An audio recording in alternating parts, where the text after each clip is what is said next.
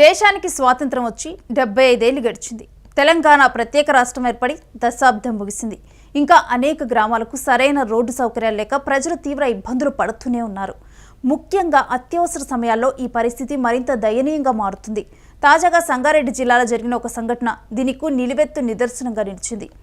నాగలిగిద్ద మండలం శాంతినగర్ తాండా పంచాయతీలోని మునియా నాయక్ తాండాకు చెందిన గిరిజనులు రోడ్డు లేకపోవడంతో ప్రతిరోజు అవస్థలు పడుతున్నారు. మునియా తాండాకు చెందిన కౌశీబాయి అనే బాలింతకు పురిటి నొప్పులు రావడంతో కుటుంబ సభ్యులు వెంటనే 108 అంబులెన్స్కి కాల్ చేశారు. అయితే తాండాకు రోడ్డు సౌకర్యం లేకపోవడంతో అంబులెన్స్ సుమారు 2 కిలోమీటర్ల దూరంలోనే నిలిచిపోయింది. వర్షం కారణంగా దారి మరింత బురదమయంగా మారడంతో నడిచి వెళ్లడం కూడా కష్టమైంది. ఆశా కార్యకర్తల సహకారంతో 2 కిలోమీటర్ల వరకు గర్భిణిని కుటుంబ సభ్యులు వీపుపై మోసుకెళ్లారు. ఆమె సుమారు గంట పాటు నరక యాతన అనుభవించింది. మార్గం మధ్యలోనే ఆడబిడ్డకు జన్మనిచ్చింది. అనంతరం అంబులెన్స్లో నారాయణఖేడ్ ఏరియా ఆసుపత్రికి తరలించారు. ఈ సంఘటన తాండా ప్రజల కష్టాల్ని మరోసారి కళ్లకు కట్టినట్లు చూపించింది. రోడ్డు సౌకర్యం లేకపోవడంతో నిత్యం ఇలాంటి ఇబ్బందులు పడుతున్నామని, కనీస సౌకర్యాల కోసం అధికారులు వెంటనే స్పందించాలని తాండా వాసులు కోరుతున్నారు.